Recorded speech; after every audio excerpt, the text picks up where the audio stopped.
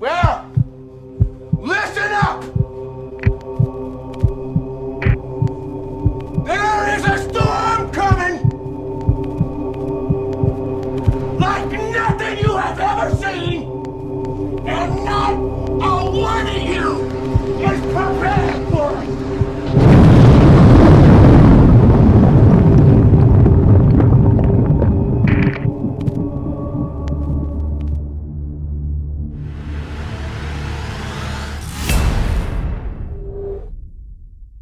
There's no more secrets, just ignorance. You guys remember that scene in Silence of the Lambs? Some fava beans. Action. No. Who's leading us in? You. That's easy. Why doesn't... Okay. You're already in. We're already here. Hello, everyone. It is the 401 show. Today's Thursday, May 30th. Mm-hmm. One more day to go in May. I know that one for a fact. We've made it, guys. Almost. No, I'm still... You and Asher, we are not... We haven't made it until I get in bed, lights off. Almost. And no nuclear explosions. We make it. Sid, hello. Hi. Helen of Troy, hello. We've got a special friend here today. Potential, we'll see. He might be doing some stuff with the show. He's the son of a dear friend of ours, Aiden O'Neil. How's it going, buddy? Going pretty good. Tell us, why don't you give us the 1 minute backstory on yourself? Well, born and raised in Michigan. I think I moved to Canton when I was about 5 years old. Loving mother, lived in Canton. My dad lived in Canton for a little while. He now lives in Livonia. Parents have basically been divorced. That's about it, honestly. Been living a happy life. So you're a young man, correct? Yeah. 18, if I'm not mistaken? Mm-hmm. Okay. All right. So we're going to have... this gives us a good perspective because I'm going to be interested in... Perspective. Yeah, we've got everything covered here from blacks to whites to Hispanics, men to women. We might even have a hybrid on the team. I'm not sure. That's a joke from last week. All age groups, Jen. It's a good mix. Kind of like it that way. You and Al officially represent the youth of the show. Oh. Unfortunately, though, you are now the bottom man on the totem pole, even lower than Helen. And I know the day was never going to come, but it's here. So what does that mean, If Helen's like, Aiden, I could go for some cookies and milk right now. You're what the you- intern now. And when you get back, I've been on these feet all day. These dogs need a rub down. All right, no, it's like a little bit of a family environment. But when it comes to work, we're pretty serious. We cover serious topics here, which I think you're somewhat familiar with, yes? Yes, I checked you guys out. I looked you guys up on YouTube, saw a bunch of your live streams. Love the topics. My mom was like, "You guys need to go check them out, see what you think of it." And I told her, I was like, "Mom, Get a little closer to the mic just to be safe. I was like, these guys literally talk about everything that I like to talk about. Politics, weird conspiracy theories, just things that people like to talk about, the things that people really want to hear." And I'm like, all right, that's awesome. Get me in it. Let's do this. Do most people your age like talking about that stuff, or are you more of a rarity? When it comes to conspiracy theories, politics, people just tend to get into arguments and fights. People don't really tend to discuss things anymore. People just tend to just get angry and tell them what they know. They don't really care about what you know. They just want to tell you what they know. It's the synapses of interactions between kids my age now. Kids our age too.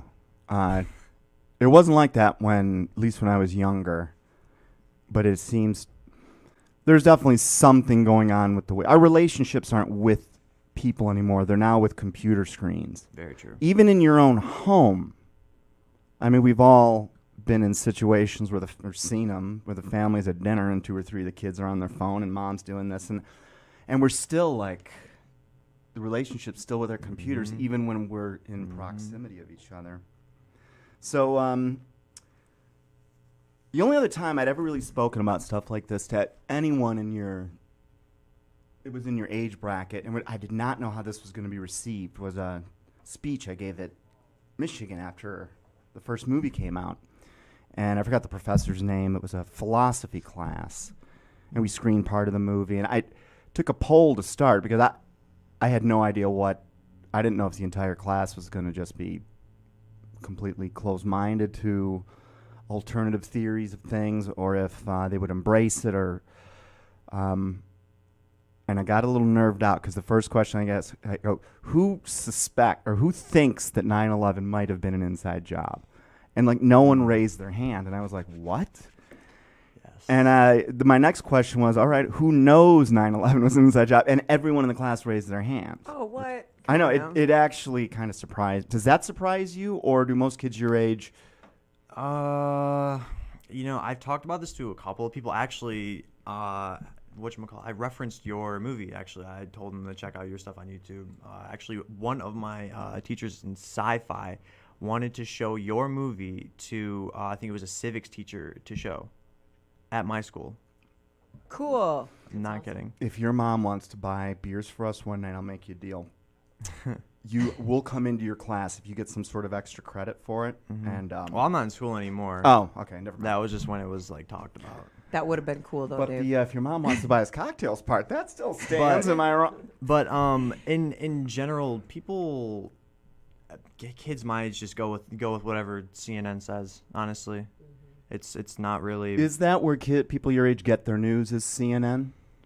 Just if it's on your phone screen and it has if it's on your phone screen and it has a big name above it and it says a message, that message is indoctrinated into your brain as kids. That's just how it is.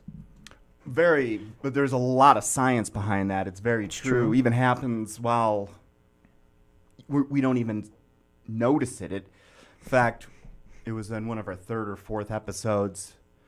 I remember when we slowed down the send-off at night from the 1950s and 60s, where they had the words of America the Beautiful. Do you know what I'm talking about? But when they slow the film down, this is before you were born. Your mom might have remembered this. When you went to bed at night, all the stations would essentially stop broadcasting, and you'd get the little rainbow thing. Really? There's Yeah. just like a certain time. Oh, God, you're such a youngster. I too. am young. I'm sorry. Jimmy, man, you got I have you and I questions. need to stay united here. Questions. So he knows what I'm talking about. Yeah, I remember. But yeah, no, you couldn't even get television after midnight. It was a very different, very different. I know. I think you couldn't even understand that now. And so radio too back in the days too, yeah, exactly. Radio what? which they made look like television. Radio tube? They just listened to Radio. radios. They sat around a radio and talked. And I was Imagine that, huh? And they made it sound like TV. So where was I going with this? Television news. I was reaching some You fabulous were points. talking about like youth and like. Oh, the sign off. So we had this episode where we remember this was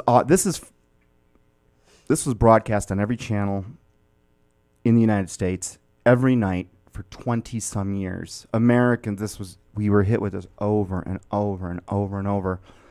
And while the words of, I believe it was America the Beautiful, are on screen, when you slow it down, there's a reverse back mask where words that say trust your government, government is Lord, God is the government. Do you guys know what I'm talking about? No. It was like when Jimmy, you remember that episode, right? Do tell. And I'll put it up for this episode. But when we played it, I remember KJ and Meegs were sitting here looking at it, and they were just like, oh, my God, I can't believe it. But it's like 9/11. Like when you see it with your own eyes, red-handed, people make one of two decisions. They just kind of go back to being in the sheep of the War of the Sheep, or they just kind of keep waking up. Yeah. 18 years old. Is it normal? Like your buddies, do they tease you because you talk about these things, consider them, or are they into them too? Or are you friends with the guys that are open-minded to that, and that's who you hang around with? Tell us a little of the dynamics of that. My friends are my friends are the kind of friends where you can say literally anything and nothing will offend them. You know, everything is just sponge-like to them. You know, there's no such thing as a wrong thought. You know, so not really. You know, like I've actually talked to my roommate Jordan. You know, I've known him for quite a while about this, and he brought it up to a couple of my friends, and for whatever reason, they all loved it. They all loved talking about it. Even I brought up the what was it, the nanothermite or something that they were talking about at Ground Zero, and one of my buddies was like, "No way!" Like they actually found them. Like, yeah, dude, it's pretty trippy. So like, people reject it at first, but then as soon as I sort of bring out this I guess you could say golden ticket of thermite, which for some reason is a word that kids my age know. It's weird. It's like this golden term for just burning. Like why would kids our age know what thermite is? And I didn't even know what it was in 2011. I knew what it was before I watched your show, and I think you were building up to it, and you were like, it's a specific chemical that burns at like over 2,000 degrees. Like, oh, that's thermite. But they were intrigued by it. It kind of shocked me, honestly. But the general public, in my opinion, I feel, don't really like to talk about 9/11 just because of the humanitarian side of it. You know, the deaths, the firefighting, the loss, is just the overall just the mood and the atmosphere of the actual happening of it. So when you sort of throw it in everybody's faces that like, hey, this was done by us, people don't really want to like that. People don't really want to talk about it. People just sort of want to push it away into the dark, and you're like, oh my God, there's no way that our saint-like government could ever do something so sinister and evil to us. I'm like, really? Think that's the worst? And he refuses to believe that it's an inside job. So far, That wouldn't even be the worst thing that the American government's done to us. That's the scary like you part. said, kids see something on TV and it's automatic the truth, you know. Mhm. He's like, I saw those planes fly into the building. No, that's not the case here, though. Yeah, you saw them, but it's all, you know, it's all predictable. And like, and when we say the government, let's just understand the government's so huge, and it involves teachers and policemen and doctors and politicians and every kind of profession you can imagine.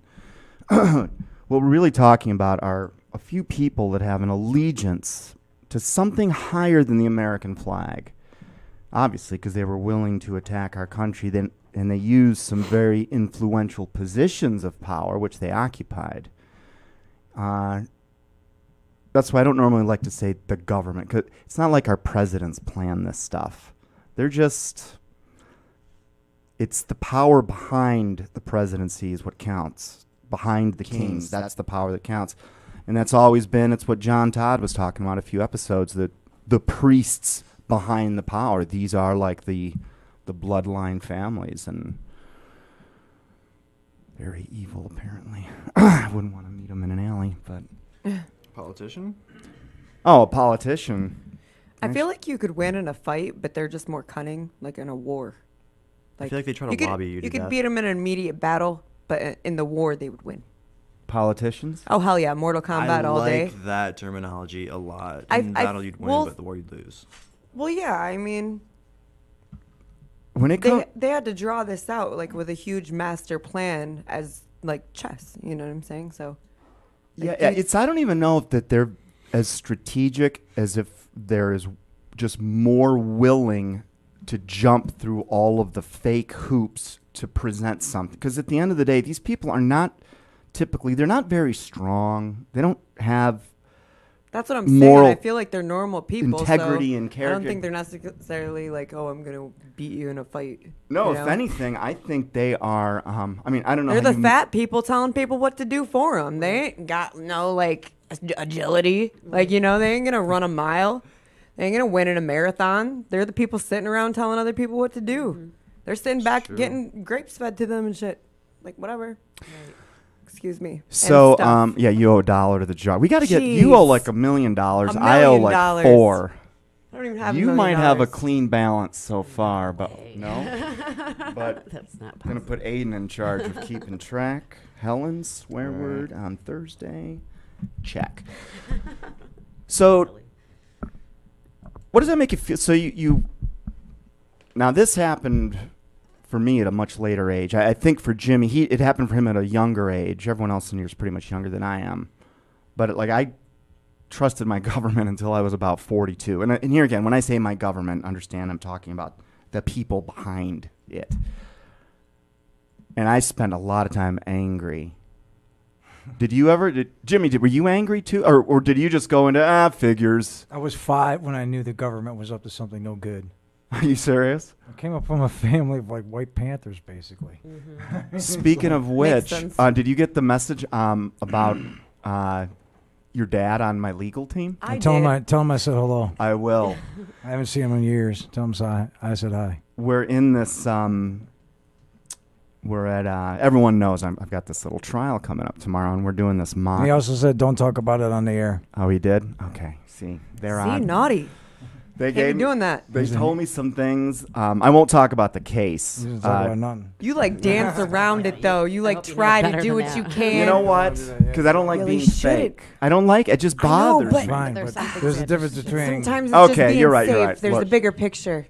I know you want to like, but you gotta just wait till after Friday. All right. After I will. Friday, Saturday you can shove it up their ass. No, you don't want to Saturday do that. afternoon. You don't want to do that. No, I'm just kidding. Again, not helping my case, Sid. Thank you.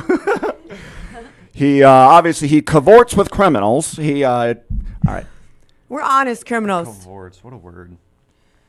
Your dad, he's like, do you know ch313.tv? And I'm sitting, my jaw drops, and I'm like, oh my god, that's the director of our show. He's like, that's my son. So, a small world. Surprised he admitted it.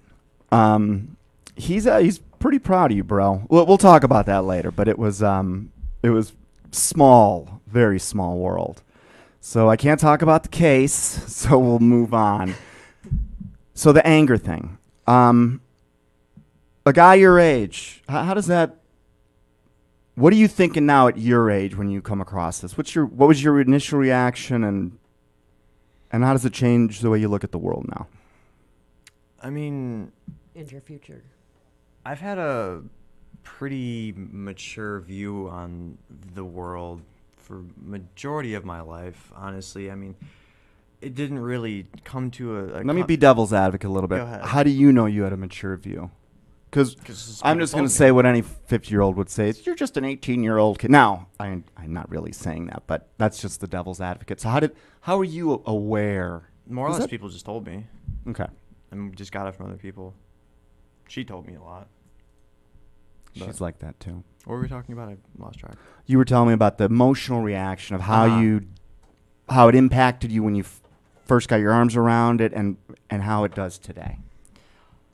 It does. I don't know. It makes me feel almost powerless, but at the same time, I've always felt powerless because it's all an illusion. Honestly, it's. I don't really know how to put it. Honestly, it's indescribable when I like had the realization of like, oh my God, the government really isn't looking out for us. Like, it wasn't this like profound like realization. It was just like a. That makes sense. Makes sense. That makes Yes. so much more sense now. Things start falling, or all the pieces start fitting together Mhm. and figure it out. I mean, Exactly. I guess everybody's different, but yeah, it wasn't. I was angry, but it wasn't a surprise to me. You know, Right. It was more of like, oh my God, I can finally not feel so crazy that, all these feelings are kind of affirmed at that point. When you started waking up, were you on your own, or I was on drugs. I'm not going to lie. And I was with somebody that had been in the military, and he was telling me some really crazy, mind-blowing things that I cannot say again. But I was not the Why did same. Jimmy's dad tell you not to talk about that too? Jimmy's dad would probably advise me not to talk. Yeah. But I couldn't talk for 2 days after that. I literally went mute. Well, how'd you know you were hearing the Really? truth? Or how did you, I mean, It was just so much to take in. Like, I literally had nothing left to give for a couple days. I had to process this information. Like, I just needed a couple days. And I mean, like, I couldn't sleep. I couldn't eat. And I was coming off of being on drugs. So, like, people were like, are you okay? Like, I wasn't looking good. But I had just, like, had a ton of bricks just thrown at me. And a lot. Like he was saying, and how, everybody's saying, oh, it makes sense. And you can't choose to just not know once you know. right.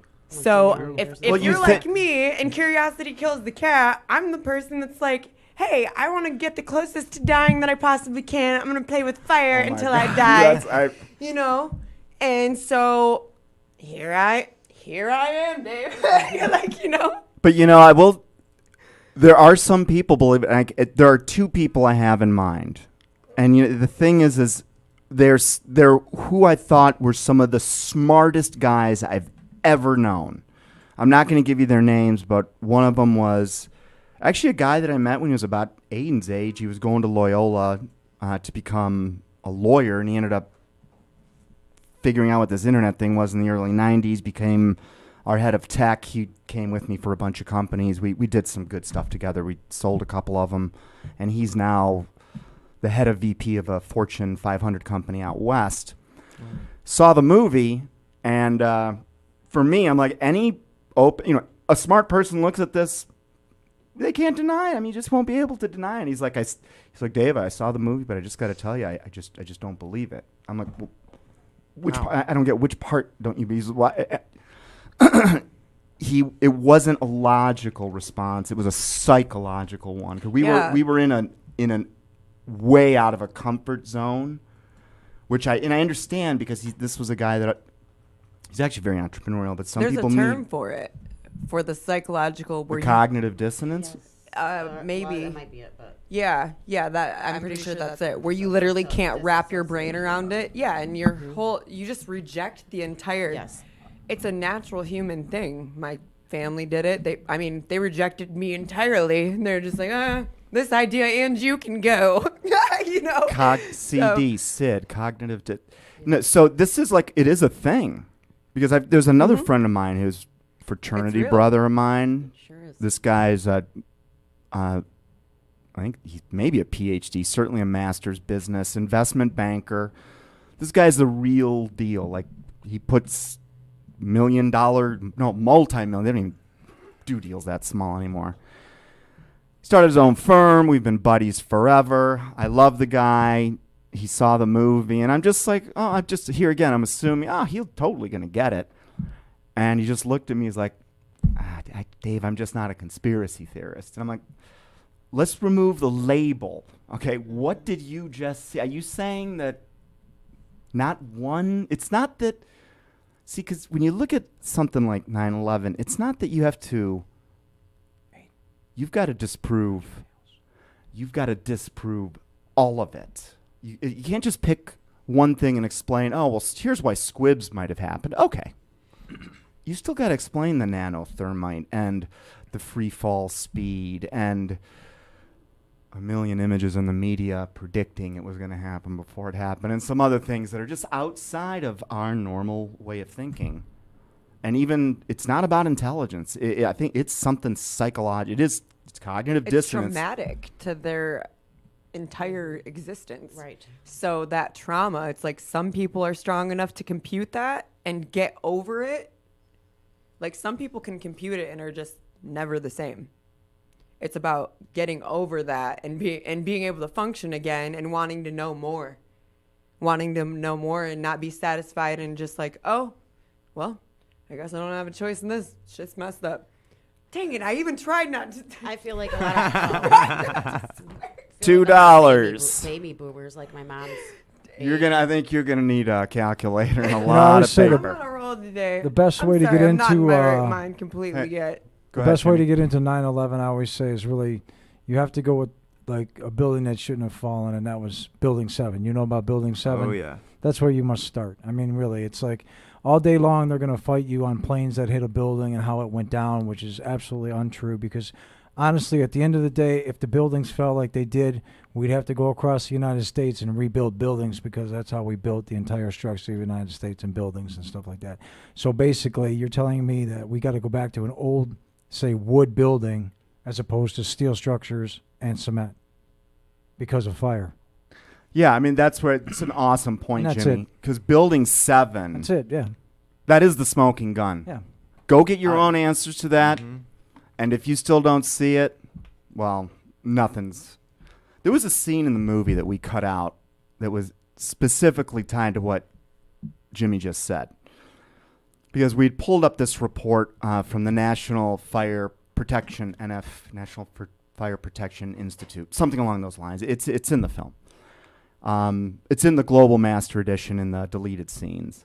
But the scene that we pulled out is we went back to, I think it was like, forgive me, I haven't even seen the movie in years, but we go back to 1990 through 2001, and there was something like 300 building fires a year in buildings that are considered high rises, over 13 stories tall. And we worked out all of the buildings that have ever burned that were over 13 stories and how many of them collapsed. That was your own research. My own research. Wow. So, but it's not like I went, did a report. Did that building burn? No, there's other places that already capture parts of the research. You just have to amalgamate them. Don't worry about it.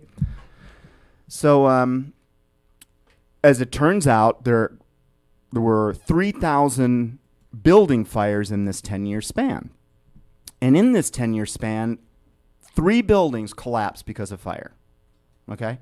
So if 3 buildings collapse out of 3,000, then there's a ratio of 1,000 to 1. For every 1,000 buildings that catch fire, one of them is going to collapse. It happened twice. Right? Because of fire. Now, of course, those 3 buildings, the only 3 buildings that have ever collapsed in the history of steel frame building fires, were the buildings on 9/11.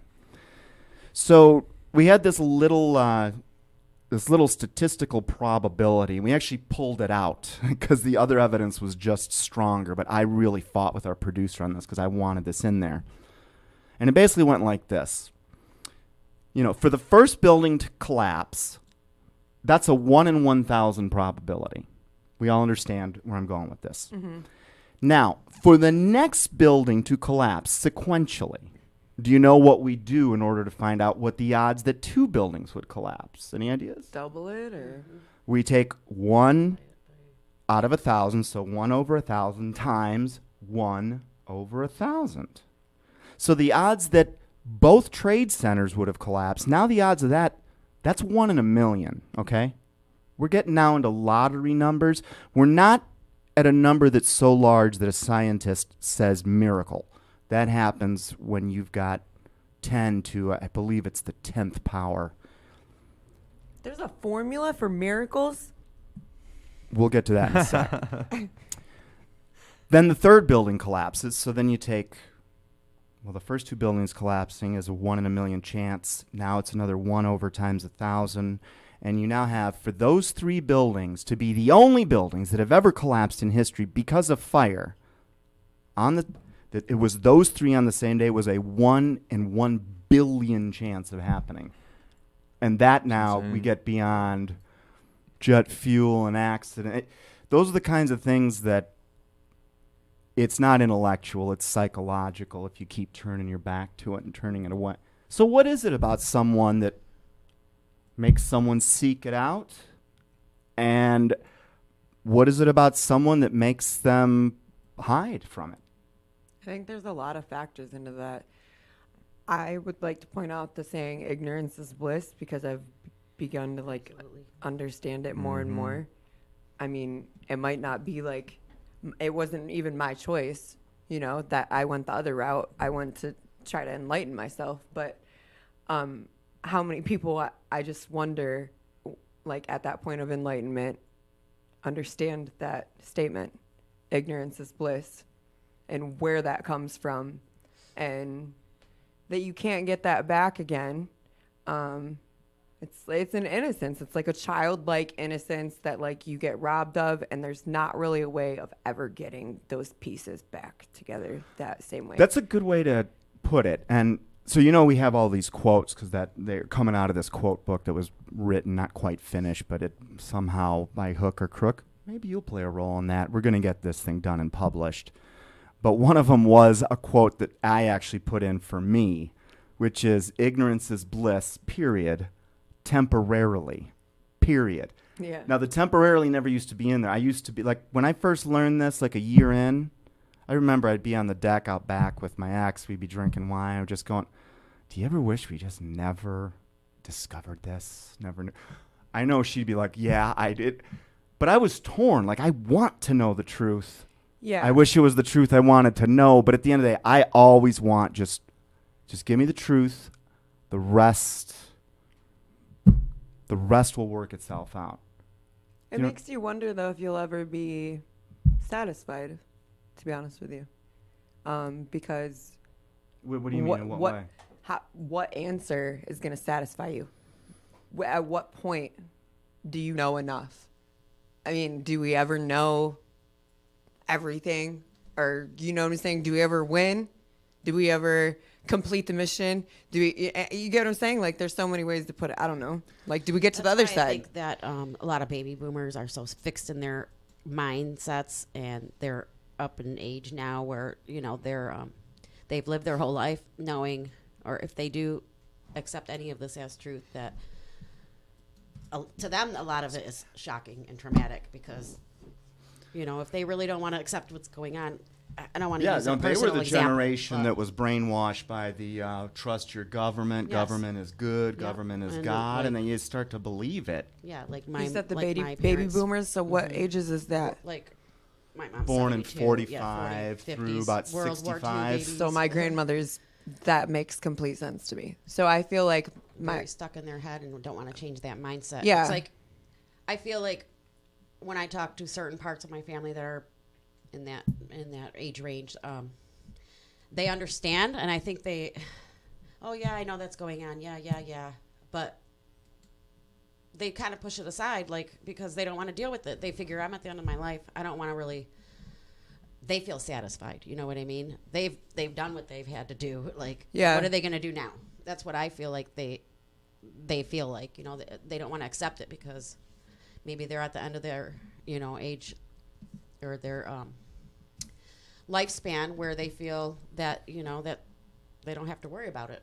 right, And that's but then scary. it passes it on to us. Absolutely. So It's for now us to- we're worried Yeah. about it, Oh, yeah. and we're trying to wake up other people. But it doesn't. I mean, certain people just don't make a Don't wanna difference. accept it, yeah. They have that crossroads, and that's their choice. So I used to waste a lot of energy on people that don't care. But then I came to realize, you can plant that seed, but then ultimately I have to walk away regardless. I don't have time to put into whether you're going to choose to, retain this knowledge or not and do something with it, more importantly. Right. Because it's not for you. It's for you to pass on. Right. But yeah, I agree that they don't want to take responsibility in that, but it's also, it's probably got to be very hard. I believe they have a lot of guilt Oh yeah. and that they don't know what to deal, like they cannot deal with it. That is a perfect way to put it. I've The baby seen- boomer generation. My grandma can't They process should. the guilt of it. I've literally seen what it's done to my family, and as a child, I called it as, like, for what I seen it, and they were mind blown by the fact that I was like aware of what these things were going on and like how deeply rooted they were as a kid, and how I could say like, hey, now I'm here and I'm messed up and I got to deal with this stuff because you guys didn't have to, Right. and nobody would. Right. So now I do, Not knowing how to handle it, or and I'm still a kid. yeah. And now I have kids, and I'm still a kid with that to deal with. Right. We're So all that kids on the way, inside. you know what I'm saying? Like, it doesn't go to my children that are now here. Because, I mean, I could be just another one of those people that's like, hey, I know it's there, but it's not my responsibility. No, that's Right, like right. when my kid comes home from school. Like it's deprogramming. He knows. I'm like, listen, buddy. And he's in second grade. I'm like, you're gonna have to learn two realities: the one they teach you at school, and the one that's really going on. Because you'd said something about like, where does it end? Where do you get whole again? Because once you go in, some people just like leave the rabbit hole and just take cover, and they take their losses, and they just try to cope with life with what they know, all this dark stuff. They just try and block it out. But invariably, it comes in. And what I found, like the people that go all the way, like at least for me, and this is very subjective. With that said, I've said before, like I would never renounce this, even to death. Literally, that's how certain I am of it for myself. But where this ultimately ended up is getting that answer you were looking for. All of a sudden, everything makes sense. Oh, okay. This is organized evil. The people that pulled this off, they're related to each other with these people that are behind the central bank. And oh my God, all these people are leaving these families. They say they praise Lucifer, this fallen angel. And all of a sudden the Bible starts to be a devil hell. And for me, I had that moment where that's what changed my life. And it began to change it because it's just something I knew, man. I can't prove it in court. I can't prove I love my son either. A good defense attorney could poke holes in that. Oh, well, did you have a cigarette in front of him 2 months? Well, did you drive, without a seatbelt? Blah, blah, blah, blah. Oh, I shouldn't be saying this name before. That was hypothetical, people. Just kidding. Very safe household. Just want everyone to... So the point is I lost my train of thought. There is...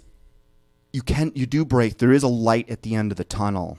In fact, one of the things we put up for the show tonight, there is a light at the end of the tunnel. Because when you figure out, well, here's what's happened for me. This doesn't happen for everyone, so all I can talk about is this experience. But when I realized this is about God and evil and deception and all leading up to Satan's grand plan, the one that was warned about all throughout history, 66 books written across 1,500 years and guys in different languages where guy A writes a part of the story that's completed by guy B and they're writing it at the same time and they don't even know each other.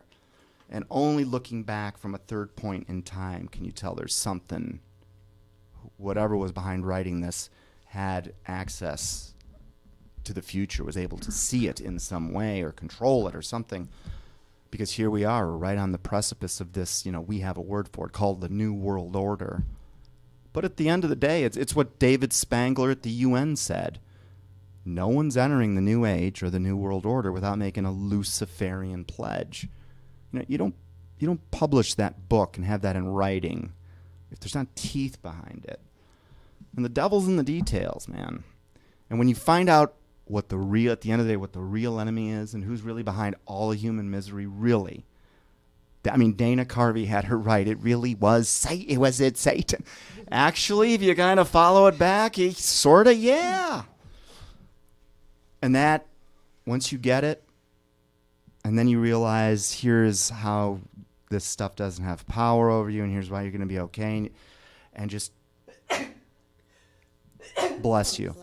There is a calm that comes over you. I don't know. I know we're not all there. In fact, I might be the only one in this room that's there. You guys know where I am on that. But has anyone else put this together? Like this might actually be like an organized ancient evil thing we're up against? Or do we look at this as, 9/11 was just about some guys wanting to get rich on oil? What do you guys... What is the highest agenda at play here in your minds? Money. You think it's money? I feel like it's more than money. I feel like it's population control and our whole DNA is being manipulated. So they're able to ruin us before we're even born. Well, this is it. Start adding. So use the food documentary. They're changing our genes. They're messing they're messing with our genes. I'm growing a tail. They use the same. It's the same template overlaid across all those they different. got all the good genes with all the good hair. That's why the Queen of England is 190 and she hasn't aged since no wrinkles, nothing. Since D-Day invasion in June, 44. So it's like at some point, if this is all random, at some point there would be something that benefits humanity. But everywhere you go, food, GMOs, it's polluting our bodies. Water, fluoride, it's polluting our bodies. Everywhere you go. 5G network, polluting our, literally, DNA, the air, the chemtrails. I just want to know how the other side lives. Do they have, constant hazmat suits with, nothing penetrates? You know what I'm saying? Where do they live where... It's cool. The other side? Yeah, the 1%ers, how do they literally live? I don't care about what cars they drive and what kind of fancy houses they live in. I want to know the water they drink, the food they eat, where they live. It's not where what the it's, like, commoners eat. Not Everything's the air is pure, not clean. contaminated, and like I want to know those things. Look, these people operate on a different level. There's a scene coming up in the movie. I haven't even talked about it yet. This is the first time I'm going to mention it. For me, I'm going to put it in the movie. There's a few things I need to verify to make certain that a couple details are tied together. But there was a reporter. It wasn't a reporter. There was a man by the name of Mike, I want to say Bernicia. Bernicia, Mike Bernicia. Bernicia. British guy. He was a script writer. And he was approached by a woman who called herself Petra. Code name on purpose. And she started saying to him, look, he does not identify how he knew her, because this woman is right now on the run. The story is incredible, but it ties into everything else about 9/11. In the late 1990s, 98, 99, 2000, this woman, Petra, had confessed to this friend of hers that is a screenwriter that, look, these East Coast American billionaires are planning an attack on New York City that is going to begin World War III, and it's and Mike, at first the guy's like, okay, whatever, and then I gotta get the order of this right. So she starts talking about it, and her husband gets wind of the fact that, because it's like all of the ladies in their little circles, they all knew this. Their husbands all knew it. And these are the guys that are walking around with the Henry Kissingers of the world. Okay, this is the level we're dealing with. That identified by Mike Bernicia as the East Coast billionaires of the United States. All right. And by the way, do we have any... So, yeah, do you need a handkerchief? Because I go... All right. You sure you don't want to do that on screen? We never know what may come out of there. So, Petra starts giving him these stories saying they're going to take these towers down, they're going to do this, and this Bernicia guy just doesn't believe it.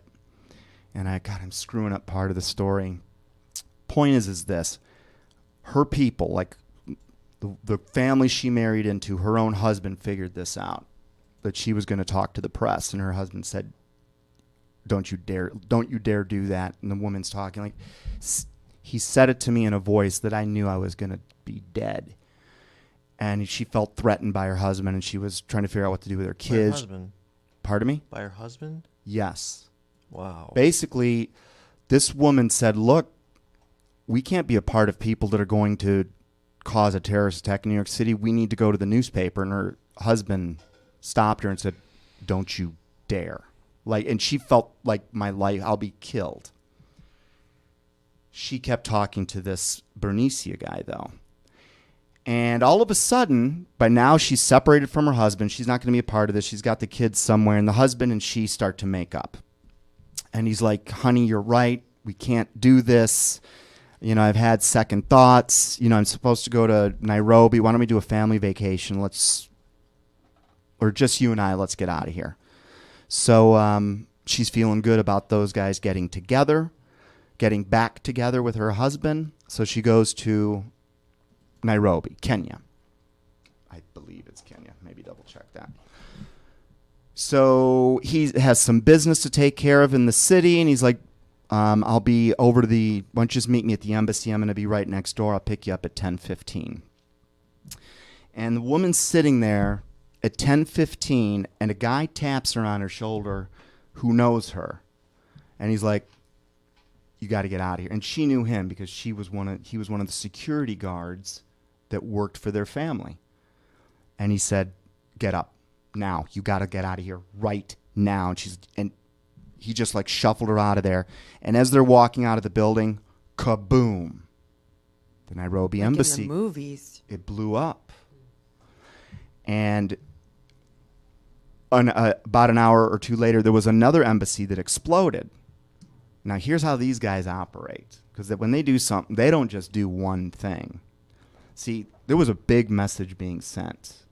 Because the woman that talked about this in her little tea circles was supposed to have been blown up in that Nairobi. Now, she survived it. Right. And she's on the run today. Now, I don't know how you can be on the run from these people because they control everything.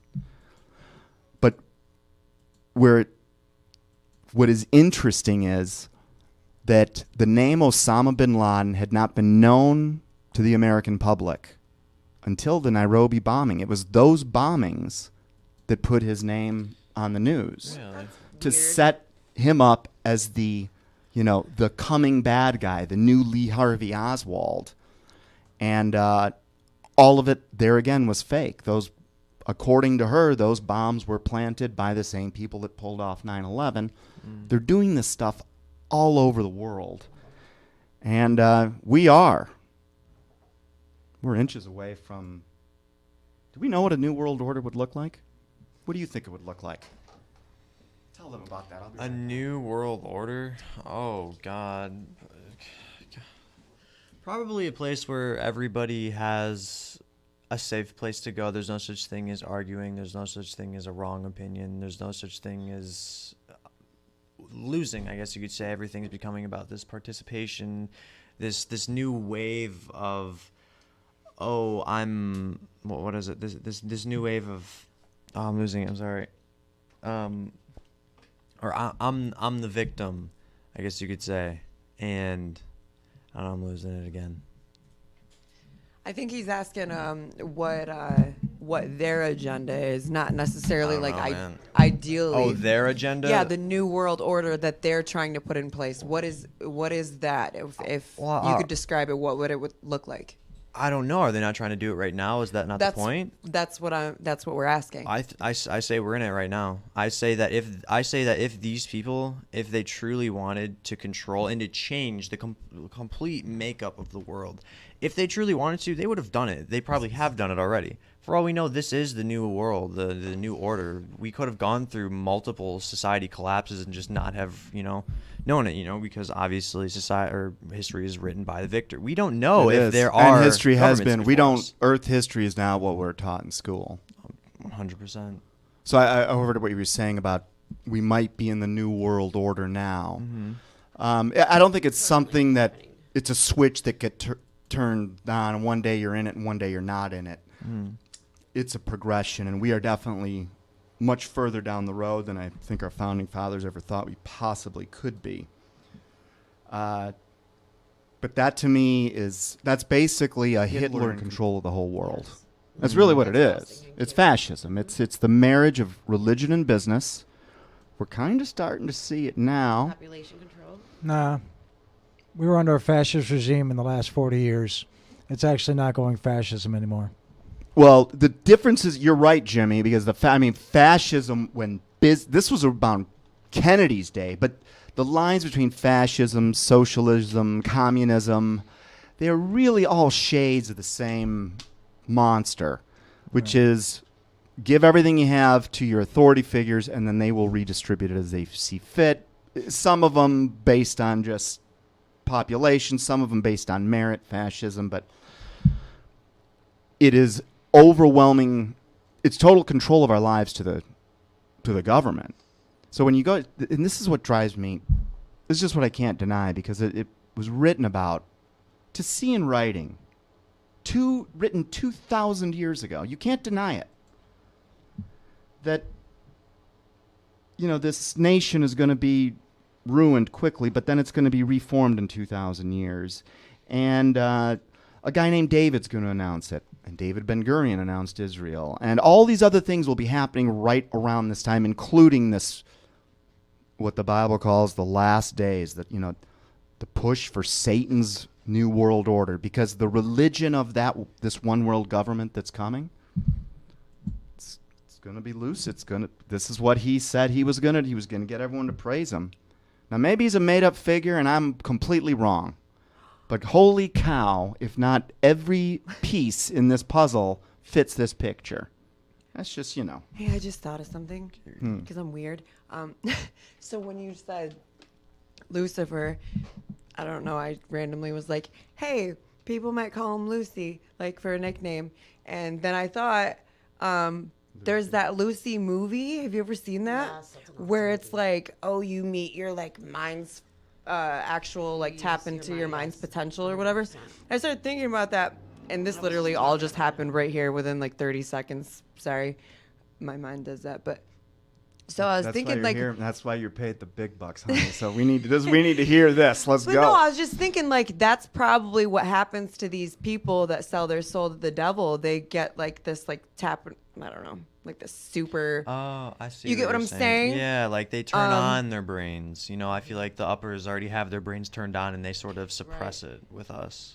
Yeah, like. Oh well. Yeah. Yeah, the meds we get are filled with That's what fluoride I'm and saying. mental dampeners. Whereas we're not necessarily incapable, but we've been tampered with since before we are alive.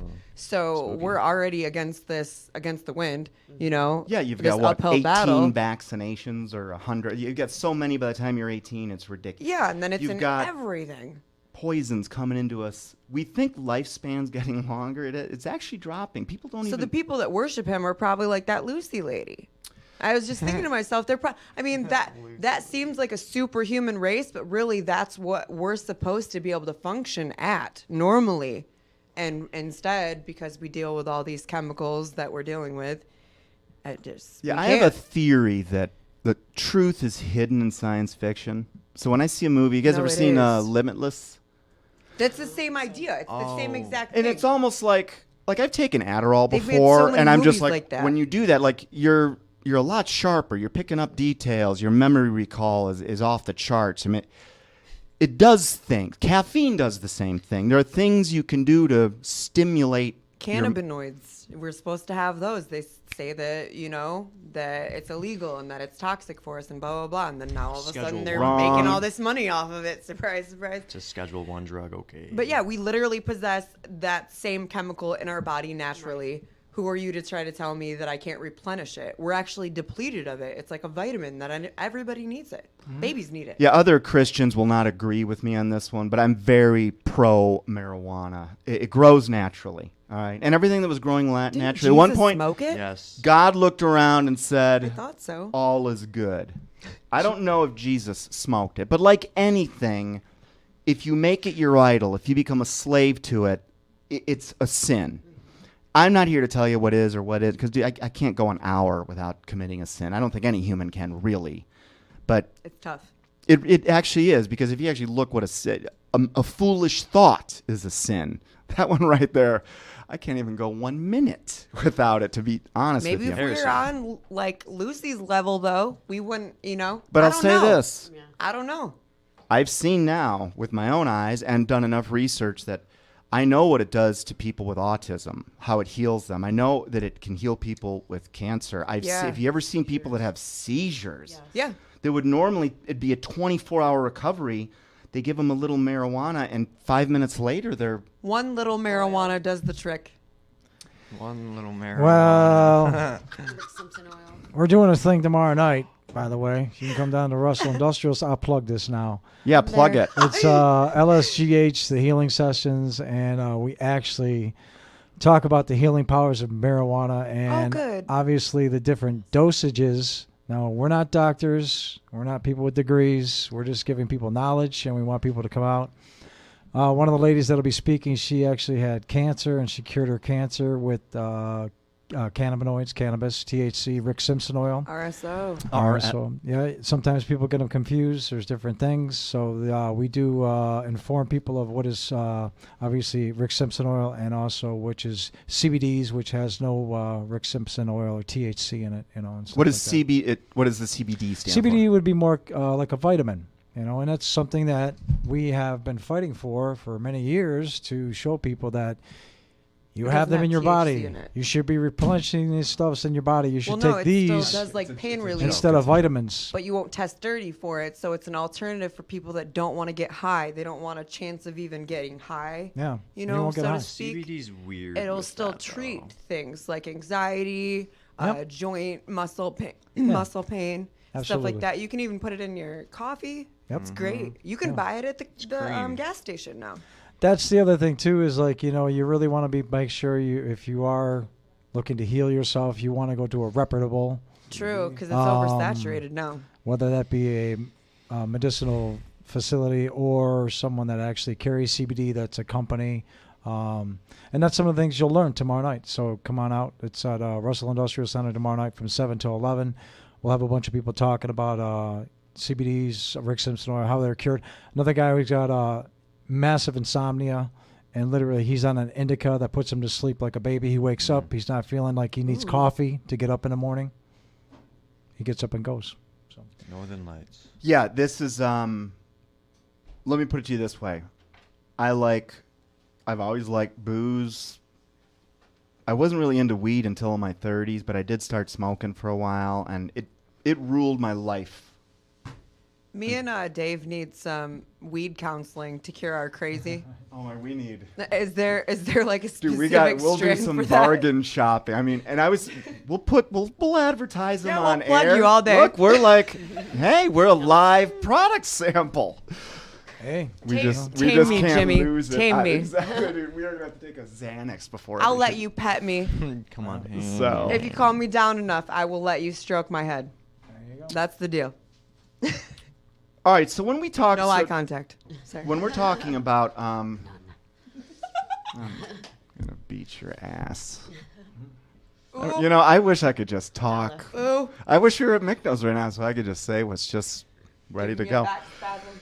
All right. So when you look at 9/11, and so is 9/11 for you like the one, or are there other things you've connected to? Because you said money. I asked why the money, but these guys already print money. They don't need money. In fact, every dollar in circulation, literally on the planet, unless it was printed in North Korea, Iran, or Cuba, is money owed to the priests behind the power of all the countries' governments. I think they're trying to ruin everybody except them. Well, yeah. So You know? now, when they come out of these families, they're told now, and I believe they believe this. That they're told, look, we have a serious population problem in the world. We're eating up our natural resources. I think they themselves even believe, Aren't we dying faster than we can keep up at this point? I don't know. Maybe that's not. there's right. Tony brought up the percentage of we're at a 1.8% growth in the okay, U.S. So I did hear that. From So there is a certain replenishment rate you've got to hit, or your population drops. Yes. But well, if we think about that upon their master, like as part of the other plan that, like, I don't know, most of the low income neighborhoods and whatnot, they're reproducing a lot actually. So it's like, in comparison to that, and then the fact that we have all these people dying, like it's even that more so that people are the poor dying poor. because low income people often like literally have children to make money because that's the only way that they can survive sometimes is like through the government helping them, and then their whole life's taken care of, you know, whatever. But that's just the way that it ends up being. And so it's like really messed up that that's part of it. Is what's the word gentrification mean? isn't that when like a community you want to mold it into a certain? That is exactly what I mean. I wanted to and make and sure. I'm not sure. but Gentrification. if Yes, not, we're going. that word. It's official 401 show. That's what it means. And I don't care what your dictionary No, says. I'm pretty sure that's what it is, where they target a society, and it's just like how you go through a community and only certain communities have gun store, liquor store, gun store, liquor store. I learned this in a Dave Chappelle skit, and it's real and it's sad. It's kind of funny too because he makes you laugh. But then you're like, how much of a messed up human being am I laughing at this stuff that is real? That like at the end of the day, I mean, I can't say that I like completely relate to that. You know, I'm not a minority, and one day I may become one. I think that's part of the plan, but I don't know. We could throw in some minority class. Start thinking of one. I agree with you, said Asian. that these low income and people that are in poverty are trying to well, they do live off the government and assistance, you know, Yeah, state we aid. have So they to. do have more kids, so they can get the assistance and government and assistance and aid. I used to blame And then it's that. part I of don't. them, you know, they have to follow the government. So that's just another programming, you know what I mean? That's just their more whole programming. lives They're are mapped controlling out for them at that point. At where they go for doctors, where they have to go for food, everything, every aspect of their life is mapped out by the government at that point. And there's really not much wiggle room, other than if you're going to turn to the streets to sell drugs or sell yourself. You know, whatever They that may control that be. too, you know? Yeah, and then you're subjective to their ruling, where Yeah, you end up in a what's funny cage. is at the end of the day, the biggest sex traffickers in the world are the exact same people that did 9/11. I mean, that's sort of the undertone of what this Mueller investigation is, which Yeah. was Never heard being this. mirrored by Q. You know, he's the conspiratorial voice of the I American think that's why people. women's voice is being dampened so much in general, because, I mean, we're supposed to make up 50-50 of the masses. What happens when we start talking? You know, and we're obviously starting to talk. And things now, look at all these bills being put into place where, you know, it's just messed up. It's messed up. And we're supposed to be 50-50 Double here, but it's standard. never been 50-50. Let's just be Between honest. men and women. Yeah, between men and women, between black people and white people, between people. Oh, we are kept in a state of agitation with, at any given time, 50 groups. I mean, Right. you know, Christian, Muslim, white, you know, Hispanic, Anglo, blah, blah, blah. It's by design. Now, you responded with a wow a minute ago. What was that to? I don't remember. The sex trafficking, it was too. Yeah, I have never heard that. Elaborate on that, please. Think about priests and stuff. What's going on? You're not. Never heard of this. What the Mueller investigation is really a cover that the president was allowing to happen while the real investigation of these child sex trafficking rings leading to Pizzagate and what's that dude's island and the Bill Clinton airplane and not just the who's the one of the brothers who's about to go to jail for molesting. I mean, like he's being thrown up as the Bernie Madoff of stock. Come on, the movie producer. Oh, Harry Weinstein? Weinstein, thank you. Really? I dated a Weinstein, and he actually raped me. So I believe that. I'm not even joking. It's a thing. It's a thing in their family, I guess. It's just a He's thing what? that they do. The Weinstein. Harvey Weinstein's not up for molesting kids. No, he's for the casting couch. Yeah, he's a Yeah, casting he's. couch. But still, However, the wait, Podesta they brothers. were kids, though, is the point Yeah, at the it's in the time. blood. It doesn't matter if they were famous or not. I don't care if you're a Hollywood kid or if you grew up in Compton. You're a kid. All right, well, people are going that to be. Do you want to nobody- elaborate on the story? Because people are going to be interested in that. Oh, yeah, sure. I was young. He preyed on me. I had just What's turned young 18. for you? 'Cause you were an I had adult just at turned about 18. 12. Okay. Yeah. Kind of. He manipulated me into like working for him. He offered me a job. So I'm like a go-getter. Like I would have never just like dated somebody, but he offered me a job. So he offered me a job. Then eventually I come to find out that like, you know, he wanted to date me. And then it was like, and then I realized that like he did have some money. So like it was like my first step on the wrong side. Cause I was always taught. How old was this guy compared to you? He was 20 years my elder. Oh, this was the old. This was my first experience All ever right. I know who dealing we're with a talking about. man with money that was older.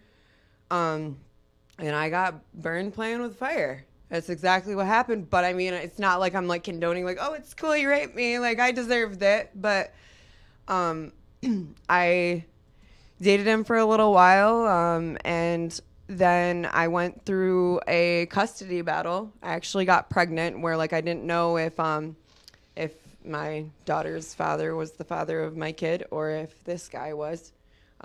Me and him had broken up and I had went back to my daughter's father and then I had gotten pregnant and it was just like the timing, you know? And because of that, I lost my job once I found out that it was my daughter's the father. other guy. Yeah.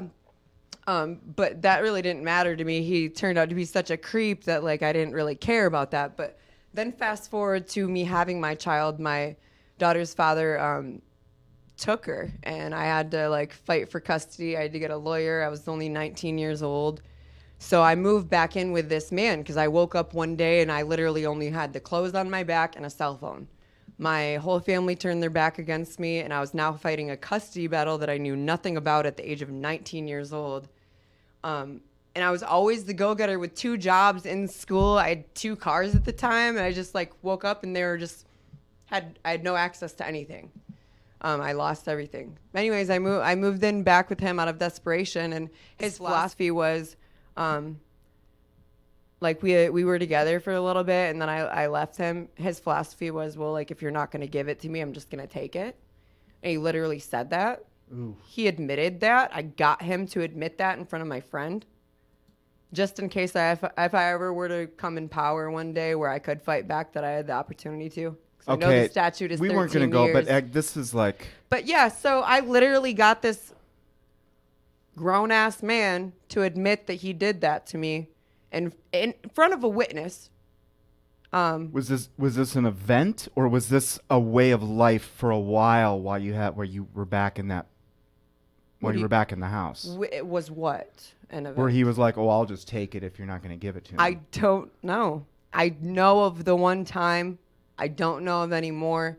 I know, and I only know because I was getting very sick and I almost got toxic shock syndrome. Because when he raped me, I was actually on my period, and he jammed a tampon inside of me while I was sleeping. Like I said, folks, it's the unvarnished truth. I'm an open book, obviously. If anything, I've gone through these things to help heal people.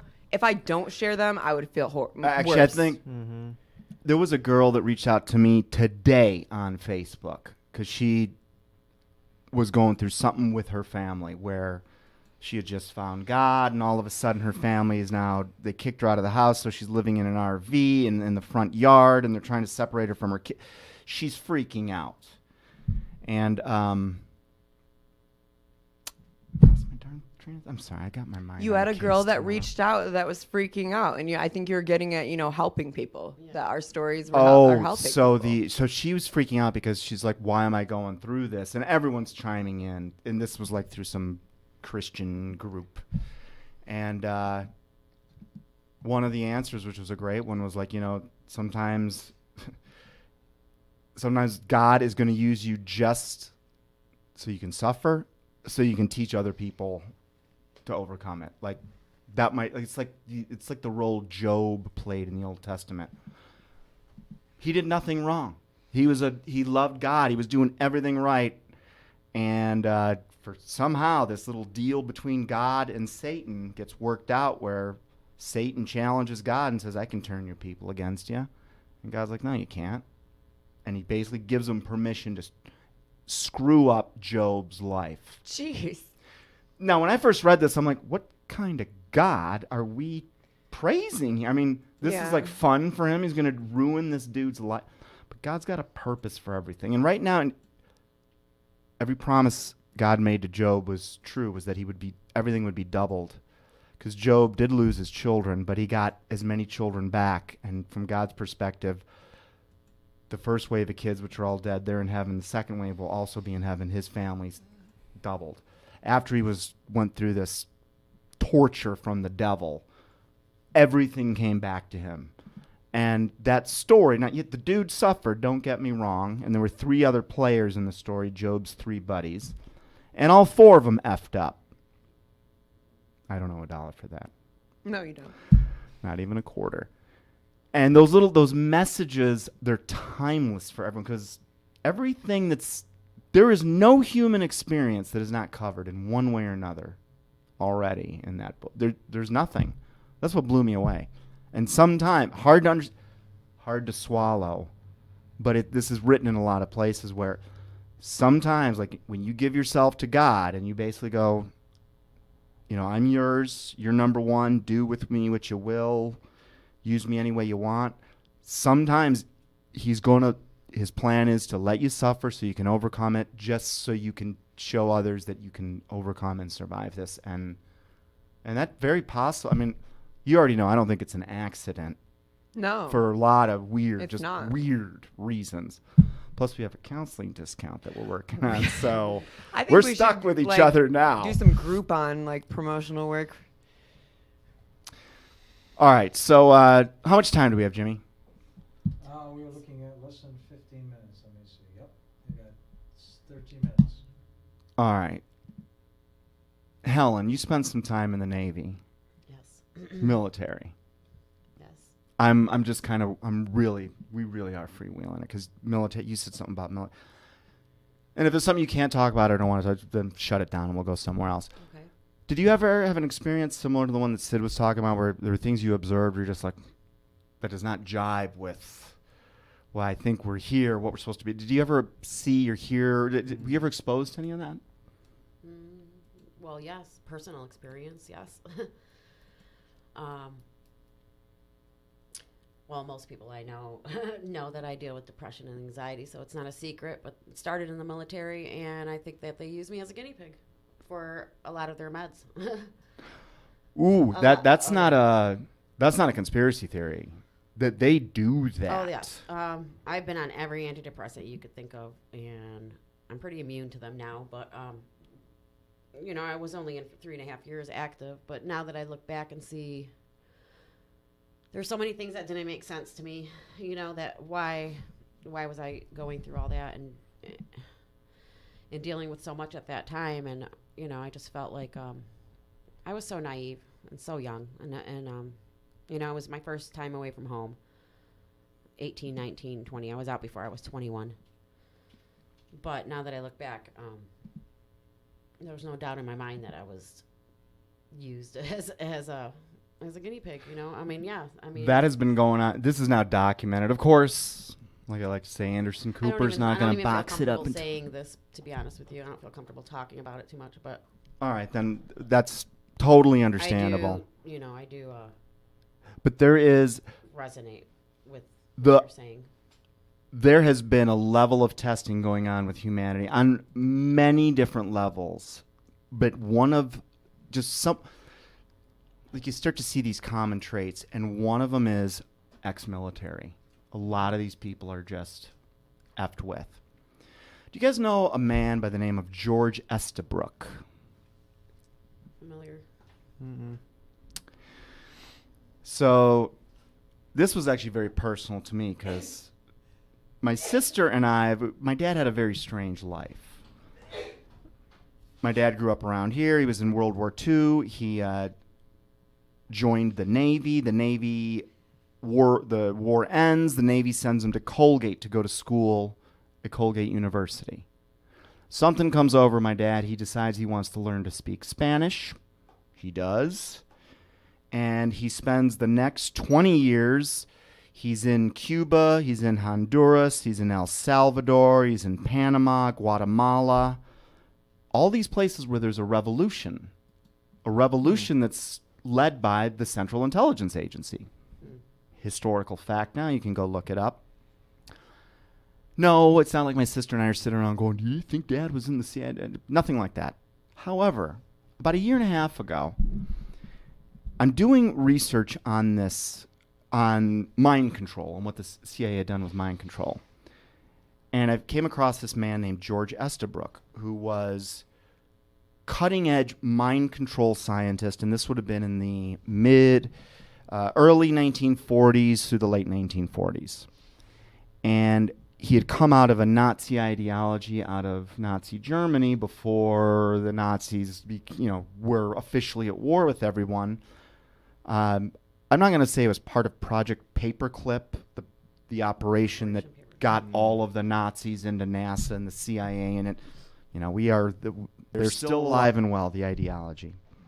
So George Estabrook, I'm just doing research on CIA mind control and looking up doctors like Dr.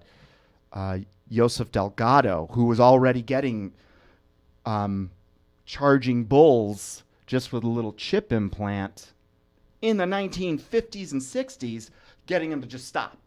like he could control their behavior.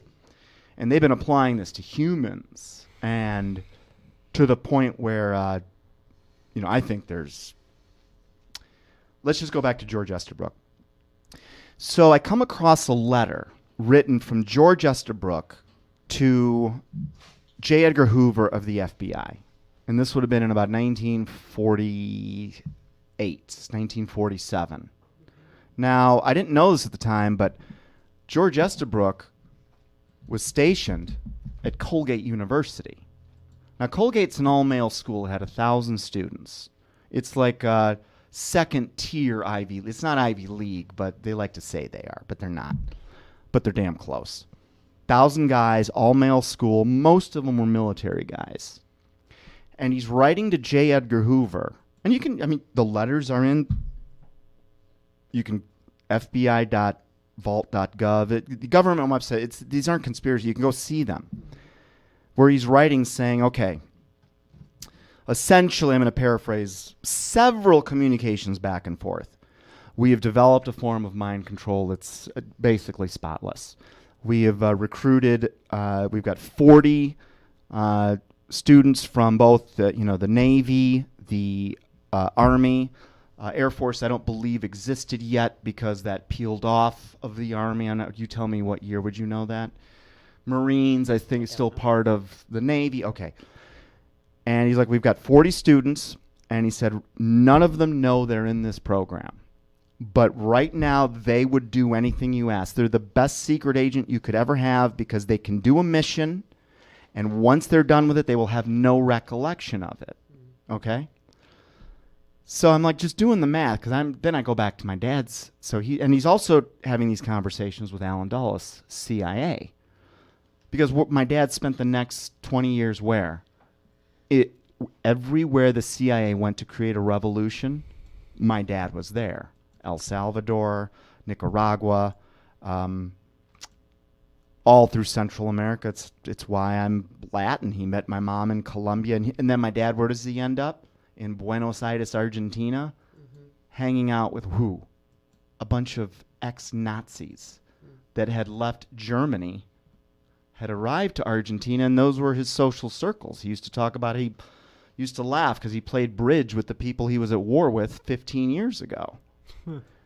And I just started thinking, because then, you start to add up all the drinking problems and the things he'd say at night that made no sense, like stuff that's almost scary. And I'm weird enough being a conspiracy theorist, but there were times where he'd be having a cocktail. He's like, son, they died because I didn't do anything.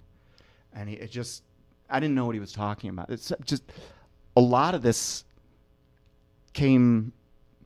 circled back when this George Estabrook research, this guy was at Colgate when my dad, and it always made me wonder. I called up my sister that day. I'm like, Nancy, have you ever thought about this? And she's like, Dave, on her own, without me talking to her, she's like, I have thought about it because there was a lot of strange things, like where he traveled, where he was.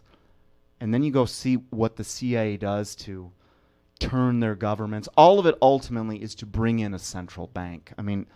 That is what happened to Central America in the 40s, 50s, 60s, and even still happening. Was who owns the CIA? The central bank. Ultimately, the CIA is their Gestapo in a sense.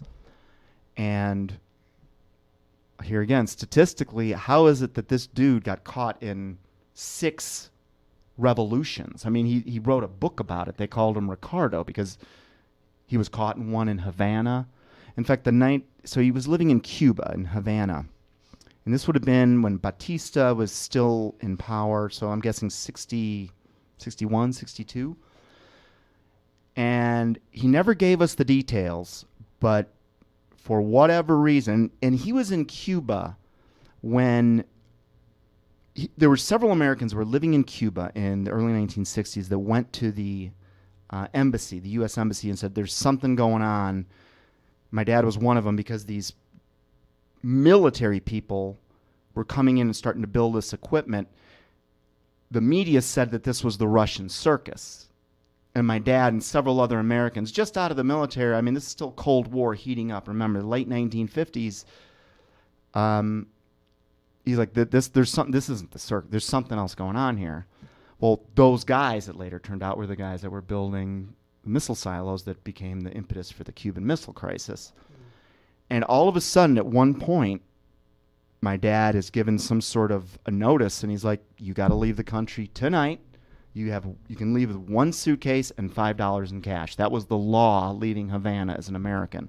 And this would have been, like I said, 58, 59, 60. And he always tells the story like he spent all his money. They washed cars in champagne. Just they spent all their money. They couldn't take it with them.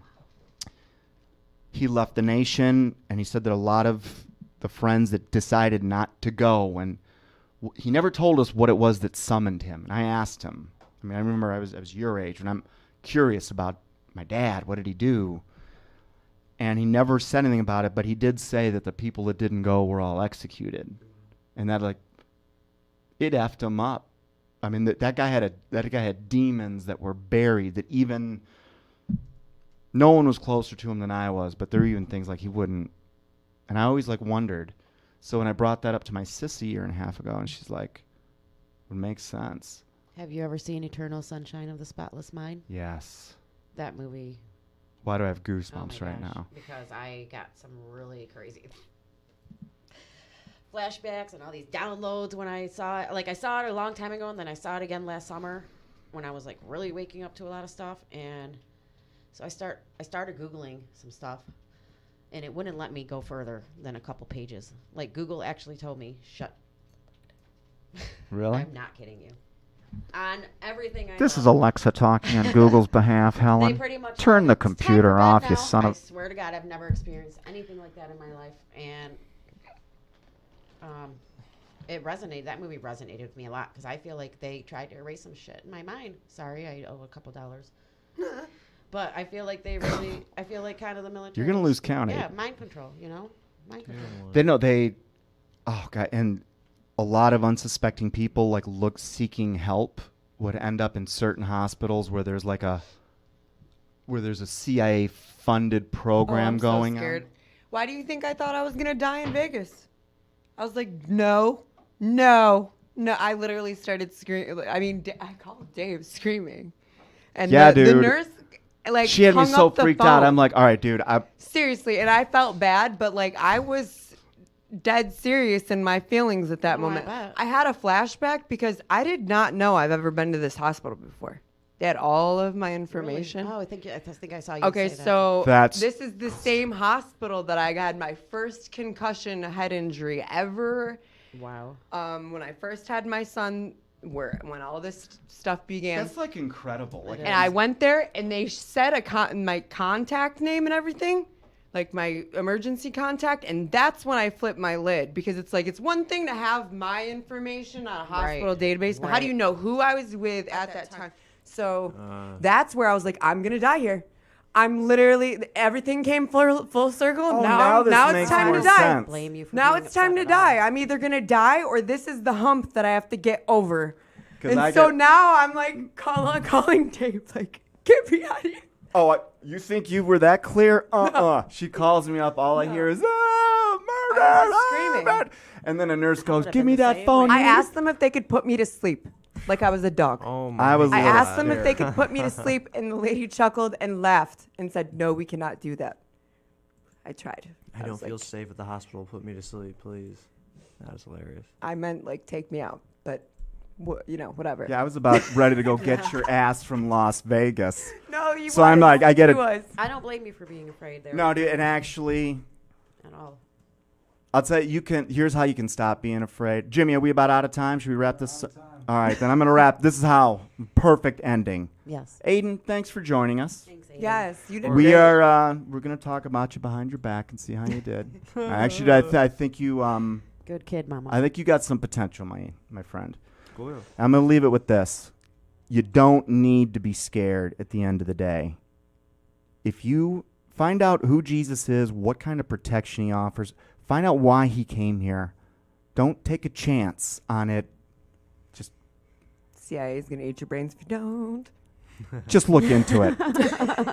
Even if there's a 0.0000001% chance that your eternal soul is possibly at risk, it's worth looking into it. Your house has less chance of catching fire.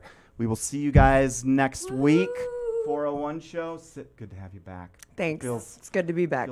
whole again. I was feeling very empty without you. Jimmy, same. Aiden, Rachel. Jimmy's perfect, by the way. Greek goodness. You are Greek goodness. I love you. All right, guys. We'll see you next week. What I'm about to say is fact. The secret organizations of the world power elite are no longer secret. They have planned and are now leading us into a one-world communism. ODD TV. Take a journey with me deep inside the rabbit hole. Wake up, my friends, there's some things that you have to know. Everything you ever thought you knew, it has to go. For instance, NASA is the world's largest magic show. 9/11 was a planned demolition and Sandy Hook was a scam. Come on, man, are you tripping? Constant programming being crammed in your vision. Just take a step back and examine this prison. Turn on the news and they're trying to blind you. All they ever do is tell you lies and divide you. There's nowhere you can even hide, they'll find you. Illuminati all-seeing eye right behind you. It's about time you find out we're being lied to. They're attempting to control the mind that's inside you. Hide you from the power that designed you. Does anybody have a problem with this? Well, I do. I want the truth, the whole truth, and nothing but the truth. They say they got it.